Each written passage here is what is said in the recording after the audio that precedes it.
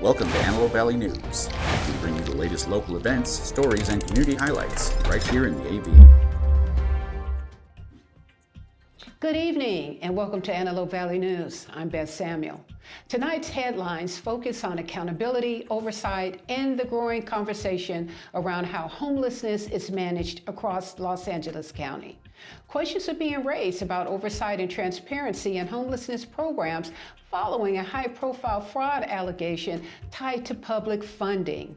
Authorities say a Los Angeles nonprofit executive is accused of misusing tens of millions of dollars intended for homeless services.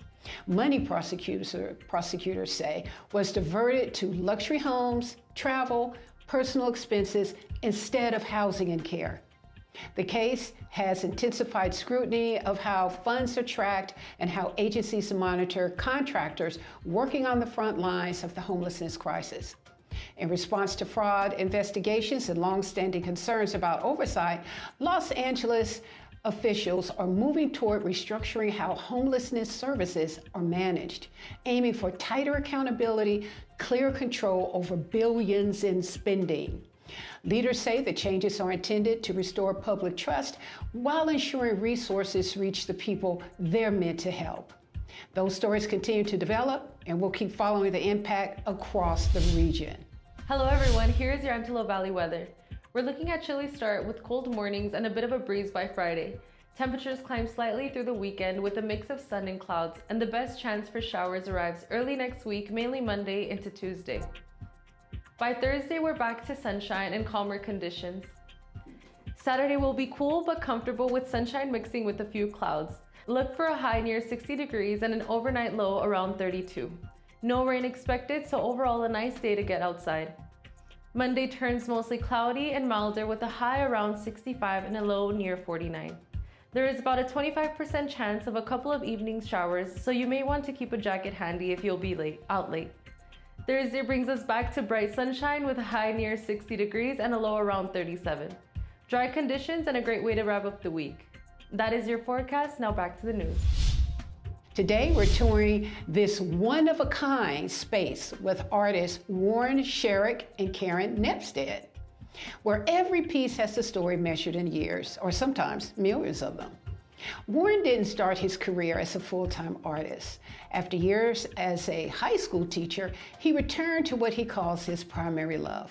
And now that I'm retired, I can dedicate myself to my primary love, which is sculpture and art. But what makes this work unique is to focus on longevity, creating pieces designed to outlive all of us. Now that I'm older and running out of time, I focus mainly on very archival sculptures such as stonework and clay, things that will last for thousands of years. Some of his art isn't even meant to be seen right away. Warren creates underground installations, buried artworks meant for the distant future. Lately, I've been actually doing a lot of subterranean sculptures, i.e. installations that I dig a hole, put them in the ground, cover them up, and they just wait for 5,000 years, 10,000 years to be discovered. He even jokes about sending invitations. Put it on your calendar, so that would be 7026, my first subterranean art show. Finding the right stone can be unpredictable. When Warren collects rocks himself, he says it's like searching for hidden treasure. Collecting rocks to carve is like a treasure hunt. You don't really know what you're getting into them. Sometimes you are pleased beyond belief, sometimes they're duds. Some of these stones contain fossils hundreds of millions of years old. For Warren, that creates responsibility. What does ownership mean when you have something like this? It means you're a steward of it. You have it, you get to hold it, call it your own, but you move it on to the future in good shape. One of the most striking moments of the tour, seeing how the sculptures change when water reveals their hidden detail. Dirt gets washed away, and all of a sudden, this rich imagery comes out. Warren imagines people thousands of years from now discovering these stones, not as a studio, but as something mysterious, maybe even sacred.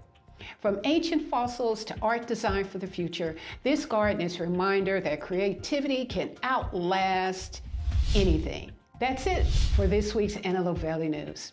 From the stories about accountability to stories that celebrate creativity, we're here to help keep you connected to what's happening across our community. Don't forget to like and subscribe and drop a comment to let us know what stories you'd like us to cover next. I'm Beth Samuel. Thanks for watching, and we'll see you next time.